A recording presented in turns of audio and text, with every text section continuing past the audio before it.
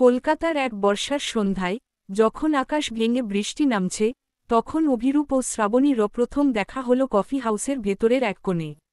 অভিরূপ ছিল তার কবিতার খাতা আর এক কাপ ব্ল্যাক কফি নিয়ে মগ্ন, আর শ্রাবণী ছিল ছন্নছাড়া চুলের আলতো হাওয়ায় একটি পুরনো উপন্যাসের পাতা উল্টাচ্ছিল।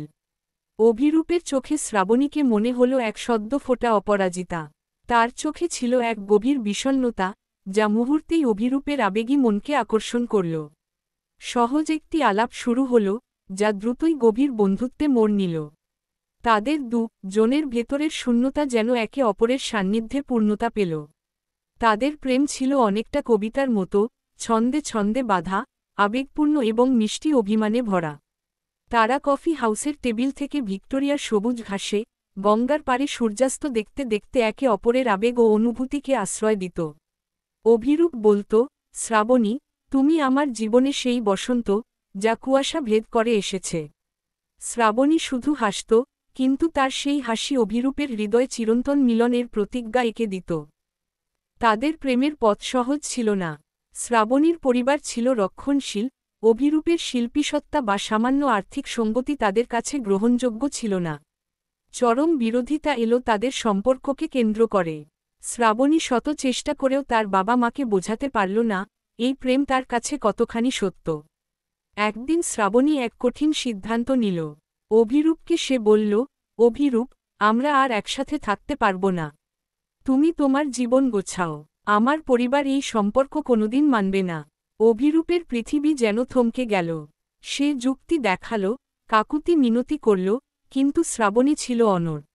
আসলে তার বাবা মা তাকে এমন এক কঠিন পরিস্থিতিতে ফেলেছিল, যেখানে হয় তাকে পরিবার ত্যাগ করতে হবে, নয়তো অভিরূপকে। নিজের ভালোবাসার মানুষকে দুঃখ দিতে না চেয়ে বরং একা কাদার পথ বেছে নিল শ্রাবণী। এই ছিল তার চরম ত্যাগ। অভিরূপের মনে হল, শ্রাবণীর চোখে এখন আর সেই অপরাজিতার লাবণ্য নেই, আছে এক তীব্র বিচ্ছেদের যন্ত্রণা। সে জানতে পারল না এই বিচ্ছেদের আসল কারণ। তাদের ভালোবাসার সম্পর্ক এক নীরব অভিমানে, এক অব্যক্ত কষ্টে ভেঙে গেল। অভিরূপের কবিতাগুলো হয়ে উঠল শুধু দুঃখ আর হারানোর গান। সময়ের স্রোতে কেটে গেল বহু বছর। অভিরূপের কবিতা প্রকাশিত হল, সে নাম ও খ্যাতি পেল, কিন্তু তার হৃদয়ের এক অংশ চিরকাল শূন্য থেকে গেল। সে কখনো আর কাউকে শ্রাবণীর মতো করে ভালোবাসতে পারল না। একদিন অভিরূপ জানতে পারল, শ্রাবণীর বিয়ে হয়ে গেছে এবং তার জীবনে এসেছে এক নতুন মানুষ। এই খবর অভিরূপের পুরনো ক্ষতকে আবার জাগিয়ে তুলল। তার কবিতাগুলোতে তখন কেবলই হতাশা আর বেদনা। সে বুঝতে পারল, শ্রাবণীর চলে যাওয়াটা কেবল শারীরিক দূরত্ব ছিল না, বরং ছিল এক আত্মিক বিচ্ছেদ, যার যন্ত্রণা কেবল সময়ই আরও বাড়িয়ে দেবে। তার জীবনে মিলনের পর যে দুঃখ কষ্ট এলো, তা তাকে একাকিত্বের এক নতুন অর্থ শেখাল। বহু বছর পর এক সাহিত্য অনুষ্ঠানে তাদের আবার দেখা হল। শ্রাবণীর হাতে তখন মেহেদির রং ফিকে হয়েছে, চোখেও নেমেছে ক্লান্তির ছাপ। অভিরূপের দিকে তাকিয়ে সে শুধু ফ্যাকাশে হাসল। কোনো কথা হল না তাদের মধ্যে। কথা বলার প্রয়োজনও ছিল না। অভিরূপ স্পষ্ট দেখতে পেল, শ্রাবণীর জীবন হয়তো সামাজিক মাপকাঠিতে পূর্ণ ছিল, কিন্তু তার চোখে সেই অপরাজিতার বিষণ্ণতা আজও বিদ্যমান। সেই মুহূর্তে অভিরূপ বুঝতে পারল, তাদের প্রেম মরে যায়নি। তাদের প্রেম ছিল সেই পুরনো কফি হাউসের টেবিলে, ভিক্টোরিয়ার ঘাসে আর গঙ্গার পাড়ে। তাদের মিলন হয়নি ঠিকই, কিন্তু তাদের আবেগ আজও অক্ষত।